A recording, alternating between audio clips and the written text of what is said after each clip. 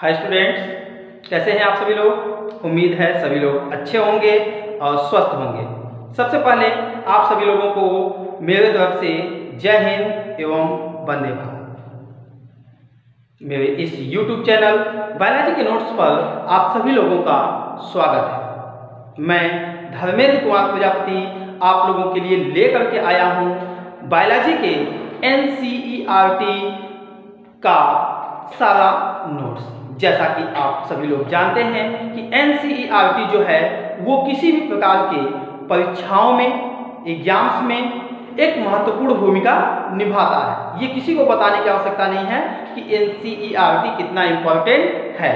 किसी भी प्रकार के एग्जाम्स में, परीक्षाओं में NCERT से ही प्रश्न पूछे जाते हैं। तो NCERT के इस भूमिका को आप भली भांति जानते हैं, तो मैं आप लोगों के लिए लेकर के आया हूँ बायोलॉजी के NCERT के सभी प्रकार के नोट्स अपने वीडियो में। आज के इस वीडियो में मैं आपको क्लास 11th के चैप्टर फर्स्ट यानी जो पहला चैप्टर है द लिविंग वर्ल्ड यानी सजीव जगत, उसके तात्पर्य में यह वीडियो लेकर के आया हूँ। और उम्मीद है कि आपको यह वीडियो जो है मेडिकल के यानी कि नीट के एग्जाम्स में भी आपके लिए यूजफुल होगा।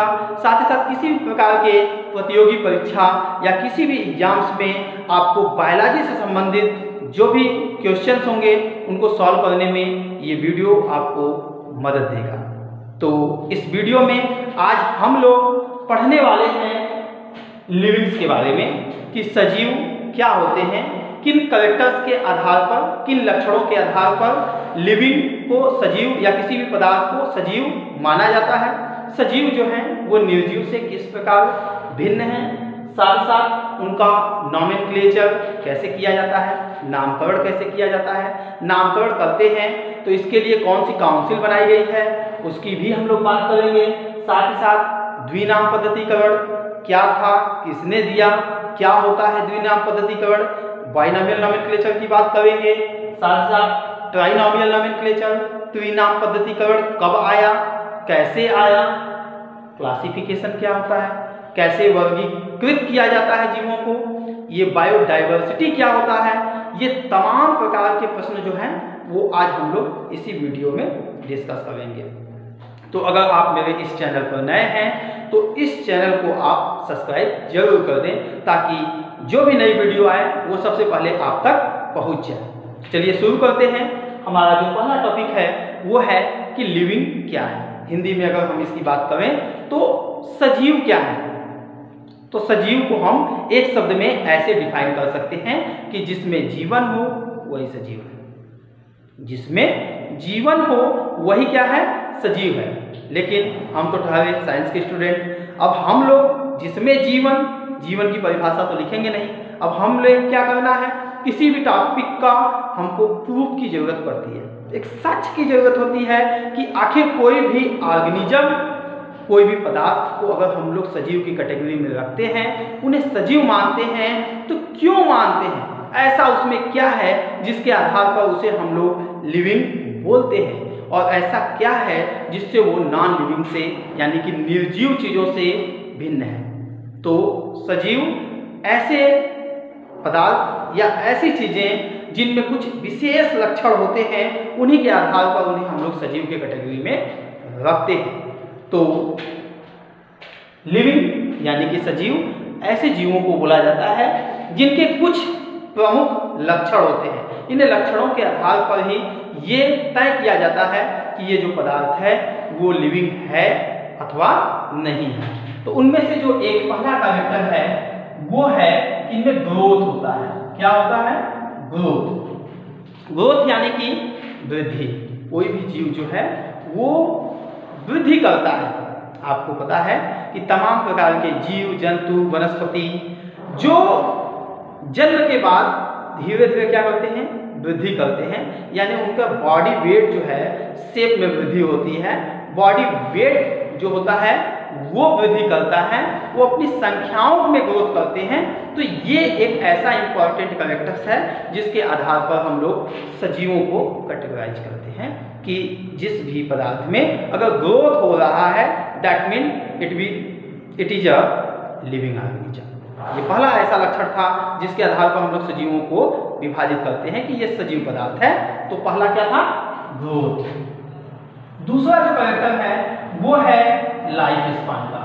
लाइफ स्पान, जैसा आप जानते हैं कि सभी प्रकार के जो जीव होते हैं उनका एक निश्चित आयु सीमा होती है, अर्थात एक डेफिनेट लाइफ स्पान होता है। जैसे हम कह सकते हैं कि जैसे कोई बैक्टीरिया है तो ये है कि बैक्टीरिया 1 घंटे तक जीवित रहेंगे, मक्खी है वो 1 दिन तक जीवित रहेगी, आरबीसी है तो 100 से लेकर के 120 दिन तक उनका लाइफ पीरियड होता है। उसी तरीके से सभी प्रकार के लिविंग्स के पास एक ऐसा कैरेक्टर होता है कि उनका एक लाइफ स्पान होता है, यानी उनका एक जीवन क्रम होता है, जीवन की एक सीमा होती है कि आज ये ग्रो करने के बाद यानी रिप्रोडक्शन किए तो आज ये पैदा हुए, कुछ देर बाद या कुछ दिनों बाद, कुछ वर्षों बाद एडल्ट होंगे, एडल्ट होने के बाद फिर उनका ओल्ड स्टेज आएगा और ओल्ड स्टेज के बाद उनकी डेथ हो जाएगी। इस तरीके से उनका जो लाइफ साइकिल है वो कंप्लीट होता है। और ऐसा केवल जंतुओं ही नहीं, वनस्पतियों में भी होता है। जब हम लोग सीड्स को मिट्टी में डालते हैं तो सीड में से सीडलिंग्स ये सब ग्रो करते हैं, फिर ये सीडलिंग्स पौधे में, फिर पौधा बड़े पौधे में या ट्री में इस तरीके से डेवलप करता है और एक समय ऐसा आता है कि पौधा जो होता है वो अपने नेचुरल डेथ से डेड कर जाता है। तो ये क्या था? किसी भी ऑर्गेनिज्म का एक लाइफ स्पान था। तो ये दूसरा इंपॉर्टेंट कैरेक्टर है जो कि किसी भी लिविंग ऑर्गेनिज्म में होता है। आगे जो तीसरा है वो होता है मूवमेंट का। जितने भी लिविंग ऑर्गेनिज्म होते हैं उनकी बॉडी जो होती है वो मूवमेंट करती है, जबकि नॉन लिविंग में इस तरीके का मूवमेंट नहीं होता है। अब ये मूवमेंट किस तरीके का होता है? मूवमेंट प्लांट या एनिमल्स में 2 तरीके से होता है। कुछ एनिमल्स तो ऐसे होते हैं जो कि लोकोमोशन करते हैं। लोकोमोशन का तात्पर्य यह है कि ये ऑर्गेनिज्म अपने प्लेस को छोड़कर के दूसरे प्लेस तक जा सकते हैं, यानी इनमें डिस्प्लेसमेंट होता है। कोई भी ऑर्गेनिज्म एक प्लेस पे है, यहाँ से अपने लिम्ब के द्वारा, अपने पाद के द्वारा या जो भी उनमें चलन अंग हैं उन चलन अंगों के द्वारा, लोकोमोटरी ऑर्गन्स जो भी होंगे उनकी हेल्प से ये एक प्लेस से दूसरे प्लेस तक जा सकते हैं। तो ये इनमें एक लोकोमोशन हुआ जो कि एक प्रकार का मूवमेंट होता है। लेकिन इनके अलावा जितने भी एनिमल्स बॉडी होते हैं और सभी प्लांट अलग तरीके का भी मूवमेंट शो करते हैं। जैसे कोई प्लांट है तो वो वाटर की तरफ मूव कर रहा है, ये भी एक प्रकार का प्लांट में होने वाला मूवमेंट है। उसी तरीके से जब हम आप लोगों को पढ़ा रहे हैं, हमारे भी हाथ पैर ये सब हिल रहे हैं, तो ये जो है ये भी एक प्रकार का क्या है? बॉडी मूवमेंट है। तो जितने भी लिविंग ऑर्गेनिज्म होते हैं ये इनका एक विशेष लक्षण होता है, एक विशेष कैरेक्टर होता है कि ये क्या करेंगे? मूवमेंट करेंगे, ग्रोथ करेंगे। इनमें एक लाइफ स्पान होगा, लाइफ स्पान के अलावा क्या होगा? मूवमेंट होगा। इस मूवमेंट के अलावा सेल स्ट्रक्चर होगा इनके अंदर। क्या होगा? सेल स्ट्रक्चर होगा। ऐसा माना जाता है या ये है कि जितने भी लिविंग ऑर्गेनिज्म होते हैं इनकी बॉडी जो होती है वो सेल से मिलकर के बनी होती है, यानी इनके बॉडी में क्या होगा? सेल स्ट्रक्चर होगा। चाहे वो ऑर्गेनिज्म एक सिंगल सेल का हो सकता है, अगर कोई भी ऑर्गेनिज्म एक सिंगल सेल का है, उसकी बॉडी में केवल एक ही कोशिका है, दैट इज यूनिसेलुलर। वो क्या है? एक कोश की जीव है, यानी उसकी बॉडी में केवल एक सिंगल सेल है तो वह यूनिसेलुलर कहलाएगा। अगर उस ऑर्गेनिज्म में चाहे वो प्लांट हो या एनिमल्स, उसकी बॉडी में मोर देन 1 सेल है, एक से अधिक कोशिकाएं हैं, दैट इज कॉल्ड मल्टीसेलुलर। यानी सेल तो होना तय है, चाहे सिंगल सेल हो चाहे मोर देन 1 सेल हो, एक सेल हो या एक से अधिक सेल हो, सेल का होना तय है। तो ये भी एक लिविंग ऑर्गेनिज्म का मोस्ट इंपॉर्टेंट कैरेक्टर है कि इनकी बॉडी में सेल स्ट्रक्चर होता है। अगला जो कैरेक्टर जो एक लिविंग ऑर्गेनिज्म को रिप्रेजेंट करता है वो होता है न्यूट्रिशन का। जितने भी लिविंग ऑर्गेनिज्म होते हैं उन्हें कोई भी वर्क करने के लिए, कोई भी एक्टिविटी शो करने के लिए, एक्टिविटीज करने के लिए एनर्जी चाहिए होती है। और ये एनर्जी हमें मिलती कहाँ से है? फूड से मिलती है। तो फूड को ऑब्टेन करके उससे एनर्जी प्रोवाइड करना, एनर्जी लेना ही क्या कहलाता है? न्यूट्रिशन कहलाता है। तो सभी प्रकार के जो लिविंग ऑर्गेनिज्म हैं उनका एक विशेष लक्षण यह भी हो गया कि वे न्यूट्रिशन करते हैं। इसके अलावा इनका एक साइटोप्लाज्म होता है, साइटोप्लाज्म, या हम कह सकते हैं कि प्रोटोप्लाज्म होता है। जितने भी ऑर्गेनिज्म होते हैं उनके बॉडी के अंदर सेल्स होते हैं और वो सेल्स की जितनी भी एक्टिविटीज होती है इस प्रोटोप्लाज्म या साइटोप्लाज्म में ही कंप्लीट होती है। यानी तमाम प्रकार के ऐसी एक्टिविटीज हैं जो कि एक लिविंग ऑर्गेनिज्म के अंदर प्रोटोप्लाज्म में कंप्लीट होती है। जबकि जो भी नॉन लिविंग चीजें होंगी, जैसे हमारे हाथ में ये मार्कर है, इसमें ये प्रोटोप्लाज्म नहीं पाया जाएगा। ईंट है, उनके जो भी कण होंगे उसमें प्रोटोप्लाज्म नहीं पाया जाएगा। जबकि लिविंग ऑर्गेनिज्म जो होंगे उनके सेल्स के अंदर प्रोटोप्लाज्म जो होगा वो पाया जाएगा। एक और जो इंपॉर्टेंट कैरेक्टर है वो है मेटाबॉलिज्म। मेटाबॉलिज्म तमाम प्रकार की क्रियाओं को करने के लिए सजीवों के अंदर कुछ रासायनिक क्रियाएं भी होती रहती हैं जिन्हें हम लोग बोलते हैं मेटाबॉलिज्म या मेटाबॉलिक रिएक्शंस। ये मेटाबॉलिक रिएक्शंस जो होते हैं ये लिविंग ऑर्गेनिज्म के बॉडी में सदैव होते रहते हैं। ये दो तरीके के होते हैं या इन्हें दो तरीके से कैटेगराइज किया जाता है, एनाबॉलिज्म और कैटाबॉलिज्म। ठीक है, तो तमाम प्रकार के यानी सभी लिविंग ऑर्गेनिज्म जो है उनके अंदर मेटाबॉलिज्म यानी कि उपापचयी क्रियाएं जो है होती रहती हैं। तो ये कुछ ऐसे प्रमुख लक्षण थे जिनके आधार पर हम किसी भी वस्तु को, किसी भी चीज को एक लिविंग के कैटेगरी में रखते हैं। यानी उसके पास निश्चित रूप से उनमें ग्रोथ होना चाहिए, उनका एक लाइफ स्पान होना चाहिए, उनके अंदर मूवमेंट होना चाहिए, उनका सेल स्ट्रक्चर होना चाहिए, यानी उनकी बॉडी जो होगी वो सेल से बनी होगी या बना होना चाहिए, वो न्यूट्रिशन करते हो, उनके अंदर प्रोटोप्लाज्म हो जिसमें कि सभी मेटाबॉलिक रिएक्शंस जो हैं होते हो। ये तो थे किसी भी लिविंग ऑर्गेनिज्म के प्रमुख लक्षण।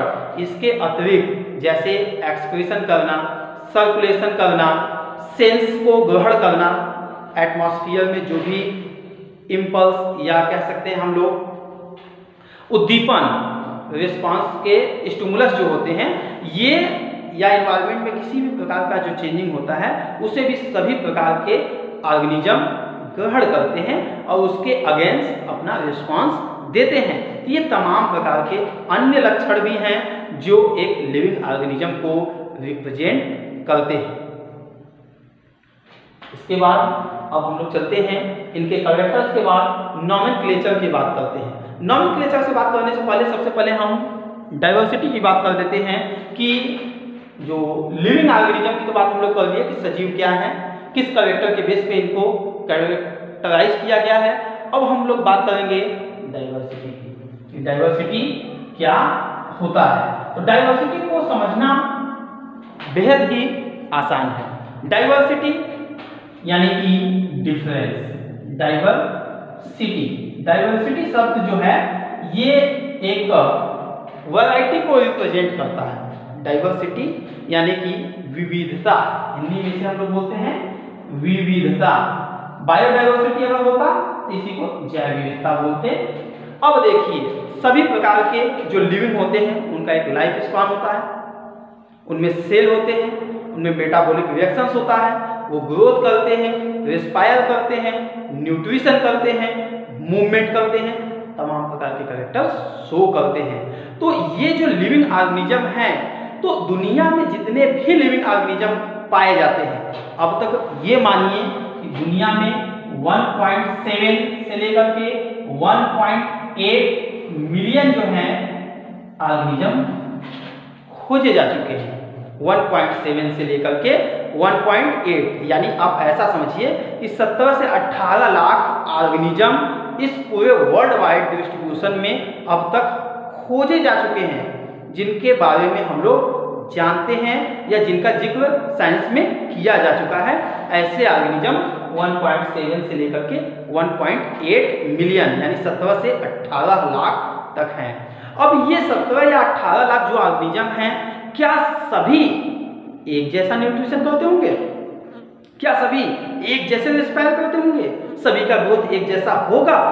सभी एक जैसे मूवमेंट करते होंगे या सभी एक तरीके के सेल से बने होंगे? जी बिल्कुल नहीं। ये जो ऑर्गेनिज्म हैं ये तमाम प्रकार के वैरायटी शो करते हैं और उन्हीं वैरायटी को हम लोग डाइवर्सिटी या विविधता बोलते हैं। उम्मीद है कि आपको परिभाषा समझ में आ गया होगा।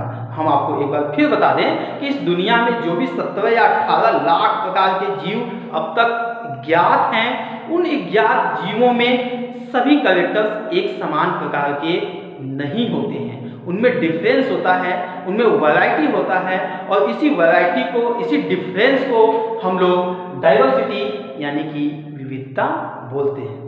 एग्जाम्पल्स के स्वरूप आपको समझाने के लिए हम ये बताएं कि जैसे बैक्टीरिया है तो बैक्टीरिया यूनिसेलुलर है और हम लोग क्या है, मल्टीसेलुलर है। वो भी लिविंग, हम भी लिविंग, लेकिन डिफरेंस है। समझ में बात को?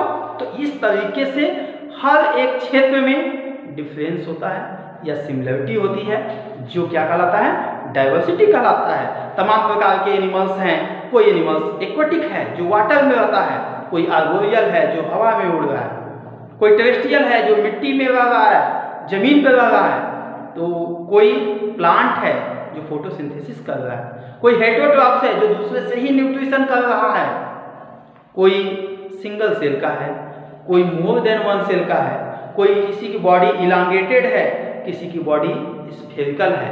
यानी सभी सेल से बने हुए हैं, सभी लिविंग हैं और लेकिन फिर भी सभी का कैरेक्टर्स जो है वो एक लॉन्ग वैरायटी रखती है और इसी वैरायटी को हम लोग डाइवर्सिटी यानी कि विविधता बोलते हैं। तो हम लोगों ने बात किया कि लिविंग क्या होते हैं, लिविंग में डाइवर्सिटी क्या होती है।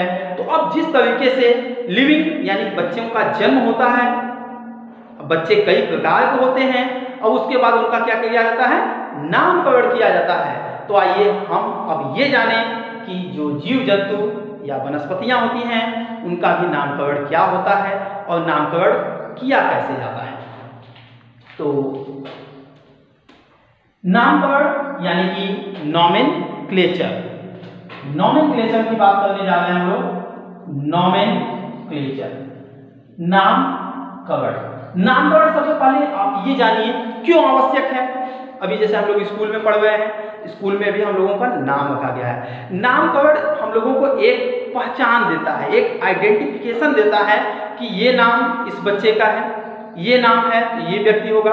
हालांकि एक ही नाम के कई लोग होते हैं, फिर उनका आइडेंटिफिकेशन अलग अलग तरीके से किया जाता है, उनका पहचान अलग अलग तरीके से किया जाता है। उसी तरीके से इस संसार में जो भी 17-18 लाख ऑर्गेनिज्म ज्ञात हो चुके हैं, उस 17 से 18 लाख ऑर्गेनिज्म को अलग अलग पहचान करने के लिए एक उनका नॉमेनक्लेचर किया जाता है कि ये जैसे आम है उसका नॉमेनक्लेचर किया गया, क्योंकि आम सभी देशों में आम के नाम से नहीं जाना जाता है। इंडिया है तो वहाँ पर आम बोला जा रहा है, चाइनीज कंट्री में उसी को दूसरा कुछ बोला जाएगा, अमेरिका में उसी चीज को दूसरा कुछ बोला जाएगा। तो ऐसा एक वर्ड यूज किया जाए जो पूरी दुनिया में एक समान हो। तो साइंटिस्ट लोगों ने क्या किया, एक नामकरण रखने का सिस्टम स्टार्ट किया कि अब नहीं, सभी ऑर्गेनिज्म का, चाहे वो प्लांट हो चाहे एनिमल हो, उनका एक ऐसा नाम होना चाहिए जो पूरे वर्ल्ड में, दुनिया के सभी देशों में एक ही नाम से जाना जाता हो। तो ये जो नाम रखने का सिस्टम स्टार्ट हुआ, उसी को हम लोग नामकरण या नॉमेनक्लेचर बोलते हैं। तो नामकरण के लिए भी एक काउंसिल बनाया गया कि जो नामकरण किया जाएगा, ऐसे ही नहीं किसी का नाम रख देगा, बच्चा पैदा हुआ नाम रख दिए, इसका नाम छोटू रहेगा, इसका नाम मोनू रहेगा, ऐसे नामकरण नहीं किया जा रहा है। ऐसा नामकरण किया जाएगा जो पूरी दुनिया में जाना जाता हो। तो इसके लिए एक काउंसिल बनाई गई, नाम था ICBN। ये ICBN क्या है? ICBN जो है ये इंटरनेशनल है, international code for botanical nomenclature, botanical nomenclature.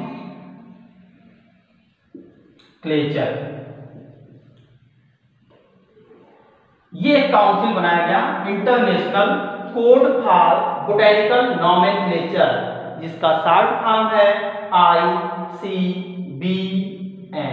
ICBN जो है पूरी दुनिया में पौधों के नामकरण के लिए एक काउंसिल बनाई गई है, एक यूनिटी बनाई गई है कि उनके द्वारा ही इन पौधों का नामकरण होगा। पौधों का नामकरण उनके कैरेक्टर्स के बेस पे, उनके ओरिजिन के बेस पे, उनके किस प्लांट के किस फैमिली से या किस डिवीजन से वो बिलोंग करते हैं, उससे क्या संबंधित हैं, उसके बेस पे इनका नॉमेनक्लेचर जो होता है ICBN करता है। ICBN यानी international code for botanical nomenclature. तो समझ गए। अब बोटेनिकल नॉमेनक्लेचर में पौधों का नामकरण के लिए तो ये काउंसिल बना दी गई। अब बचे एनिमल्स, यानी जितने प्रकार के एनिमल्स थे उनका नामकरण किस तरीके से किया जाएगा। तो उनके नामकरण के लिए ICZN की स्थापना की गई। ICZN, IC इंटरनेशनल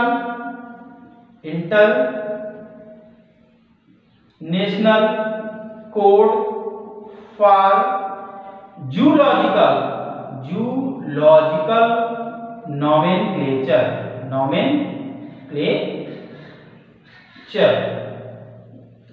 ये काउंसिल बनाया गया international code for zoological nomenclature यानी कि ICZN। इसके लिए बनाया गया एनिमल्स, जितने भी एनिमल्स थे उनके नामकरण के लिए ये काउंसिल बनाई गई। तो इस तरीके से नॉमेनक्लेचर क्या होता है, उसकी आवश्यकता क्यों पड़ती है, और ICBN और ICZN जो है वो नॉमेनक्लेचर में कार्य करते हैं। इसके बाद ये जो नॉमेनक्लेचर होते हैं, इसके नॉमेनक्लेचर के भी कुछ रूल्स होते हैं, कुछ नियम होते हैं, जिनके अकॉर्डिंग नॉमेनक्लेचर किसी भी ऑर्गेनिज्म का किया जाता है। अभी हम लोग बात कर रहे हैं नॉमेनक्लेचर की। तो जैसे होमो सैपियंस, ये मनुष्य का नाम है होमो सैपियंस नॉमेनक्लेचर जो होता है, तो केवल होमो सैपियंस नहीं, दुनिया के तमाम प्रकार के जितने भी एनिमल या प्लांट हैं उनका जब नामकरण किया जाता है तो नाम को लिखने के भी कुछ रूल्स होते हैं, उन्हें भी आप देख लीजिए कि नॉमेनक्लेचर जब किया जाता है तो 2 वर्डों में किया जाता है। इसे हम लोग पढ़ेंगे बाइनॉमियल नॉमेनक्लेचर में। सबसे पहले लिखने का जो तरीका है वो हम आपको बता दें कि ये जो होता है ये इटैलिक में लिखा जाता है। किसी भी एनिमल या प्लांट का जो नेम राइट करने का जो तरीका है वो इटैलिक वर्ड में लिखा जाता है। पहली बात ये क्या होगा, इटैलिक में लिखा जाएगा। दूसरी बात क्या है, दूसरी बात ये है कि जो भी नेम हम लोग राइट करते हैं उसके नीचे अंडरलाइन करते हैं। अंडरलाइन इसलिए हम लोग करते हैं कि प्रिंट करते समय तो हम लोग इटैलिक वर्ड जो है वह यूज करके तिरछे अक्षरों में नाम लिख लेते हैं, लेकिन जब हम लोग उसे अपने लैंग्वेज में लिखते हैं तो उसके नीचे अंडरलाइन करना जरूरी होता है। और ये अंडरलाइन दोनों नामों के लिए, होमो के लिए अलग और सैपियंस यानी कि जो भी बाइनॉमियल नॉमेनक्लेचर के अकॉर्डिंग एक जेनस और दूसरा स्पेसीज है, तो दोनों नामों के नीचे अलग अलग अंडरलाइन किया जाता है। तीसरा जो रूल्स है वो ये है कि जो भी जेनस का नाम राइट किया जाता है वो कैपिटल लेटर से स्टार्ट होता है, होगा और उसके बाद के सभी लेटर्स जो होंगे वो स्मॉल लेटर में लिखे जाएंगे। यानी केवल जो जेनस का नेम है, जेनेरिक नेम जिसको बोलते हैं, वो जेनेरिक नेम का पहला लेटर जो होगा वो कैपिटल का होगा। तो इस तरीके से नॉमेनक्लेचर किया जाता है। नॉमेनक्लेचर के बाद हम लोग आते हैं बाइनॉमियल नॉमेनक्लेचर पे। बाइनॉमियल नॉमेनक्लेचर जो था वो कैरोलस लिनियस, जिन्हें हम लोग फादर ऑफ टैक्सोनॉमी भी बोलते हैं। टैक्सोनॉमी यानी कि इस सजीव जगत के लेसन में जो तमाम प्रकार के जीव हैं उनका क्लासिफिकेशन किस तरीके से किया जाता है, उनका बंटवारा किस तरीके से किया जाता है, इसी को हम लोग टैक्सोनॉमी वर्ड से रिप्रेजेंट करते हैं। टैक्सोनॉमी हिंदी में इसे वर्गीकी के नाम से जाना जाता है। तो वर्गीकी के जो फादर हैं वो है कैरोलस लीनियस। कैरोलस लीनियस जो है ये वर्गीकी के यानी कि फादर ऑफ टैक्सोनॉमी है। ये हैं father of taxonomy. Father of taxonomy Carolus Linnaeus 1753 में 1753 में कैरोलस लीनियस ने ये दुनिया के जितने भी जीव थे उन जीवों का दो नाम रखने का एक सिस्टम स्टार्ट किया, इसीलिए इनको फादर ऑफ टैक्सोनॉमी बोला जाता है। उन्होंने नॉमेनक्लेचर के इस संबंध में बताया कि दुनिया में जितने भी एनिमल और प्लांट हैं उन एनिमल और प्लांट का जब नॉमेनक्लेचर किया जाएगा, नामकरण किया जाएगा, तो दो शब्दों में, दो वर्ड में किया जाएगा, word A and word B. A जो होगा वो उसका जेनेरिक नेम होगा।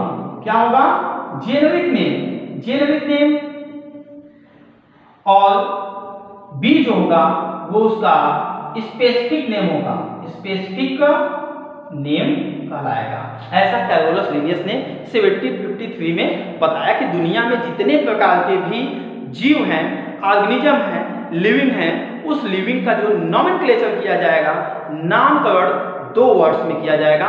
फर्स्ट टर्म जो होगा वो उसके जेनेरिक नेम यानी कि जीनस को शो करेगा। इसे शो करेगा जीनस को, और दूसरा जो होगा वह उसके स्पीशीज को शो करता है। तो इसे ही बाइनॉमियल नॉमेनक्लेचर के नाम से जाना जाता है। हिंदी में इसे हम लोग द्विनाम पद्धतिकरण बोलते हैं। द्विनाम पद्धतिकरण यानी कैरोलस लीनियस नामक वैज्ञानिक ने क्या किया?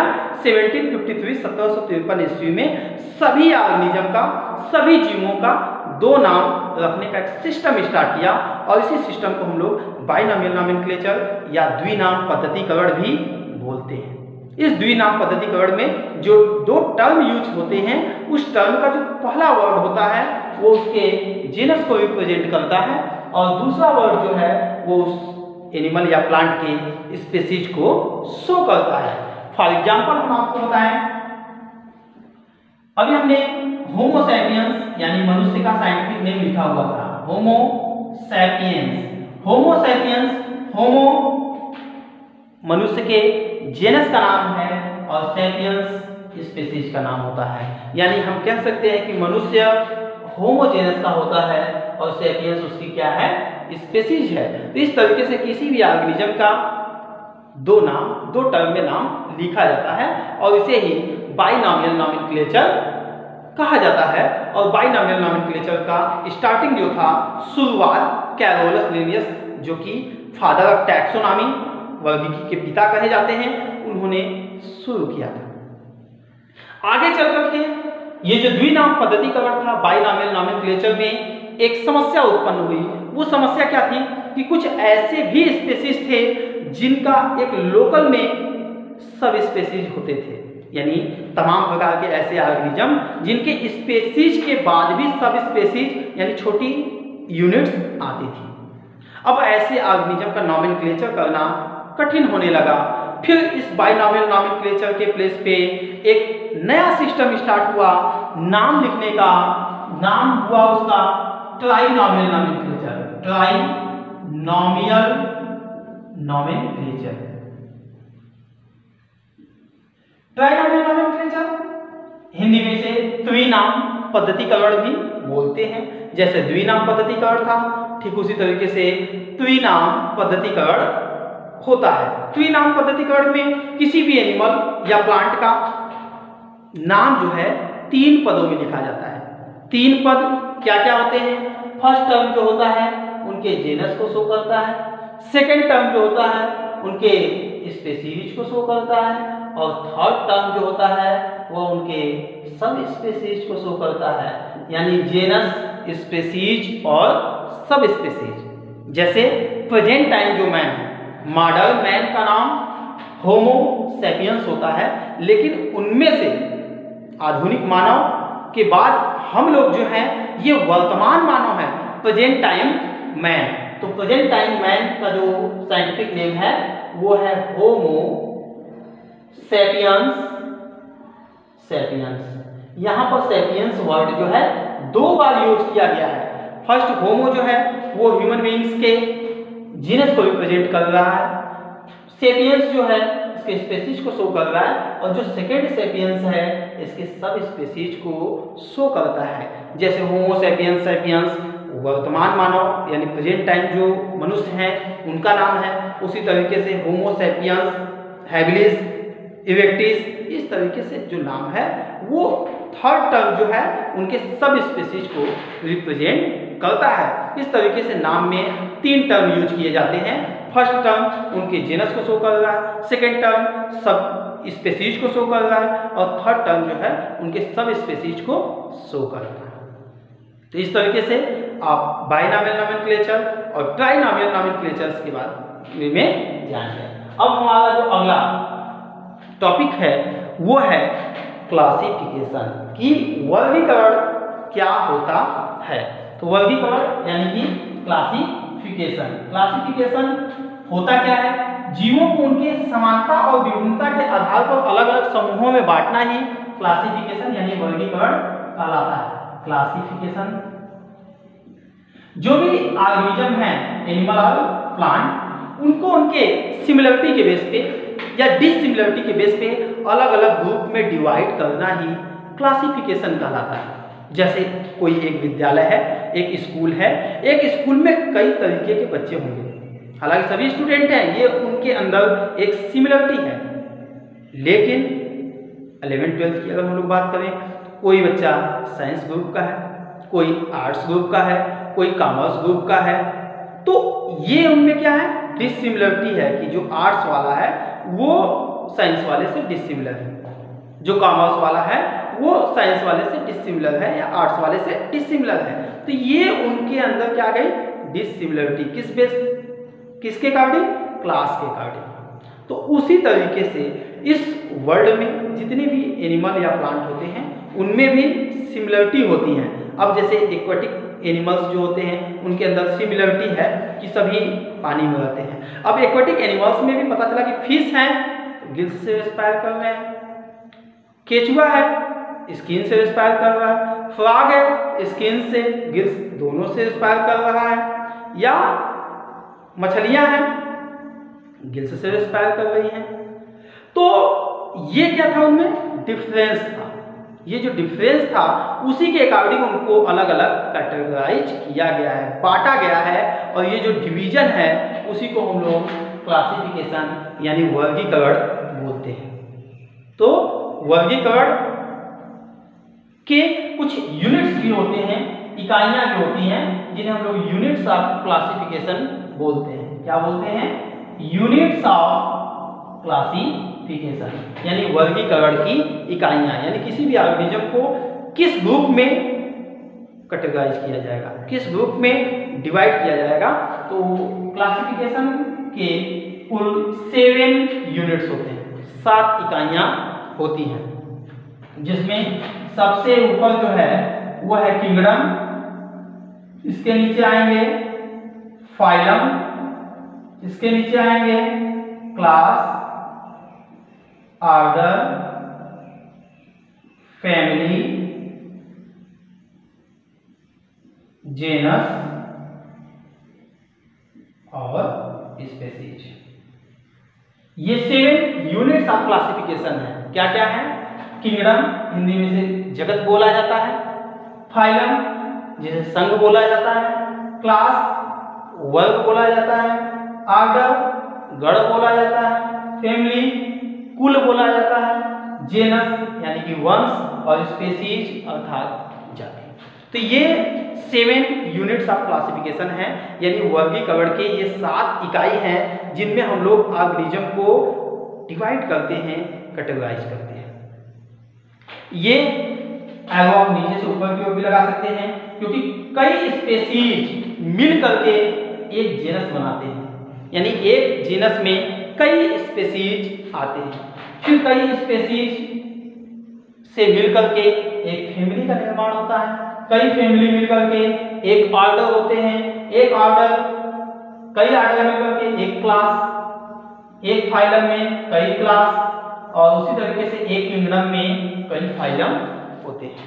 तो हम लोगों ने ये देखा कि ये जो यूनिट्स ऑफ क्लासिफिकेशन था, इस यूनिट ऑफ क्लासिफिकेशन का जो सबसे बड़ा किंगडम ही होता है। सबसे बड़ा यूनिट जो है वो जगत यानी कि किंगडम होता है। तो हम कह सकते हैं कि वर्गीकरण की जो सबसे बड़ी इकाई है, the largest unit of classification that is kingdom, and the smallest unit of classification species.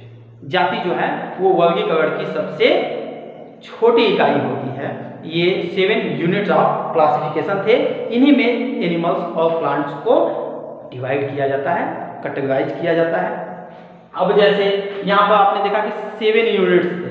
अब हम ह्यूमन बीइंग्स हैं, ह्यूमन बीइंग्स की बात करें तो हम आते हैं किंगडम एनिमेलिया में।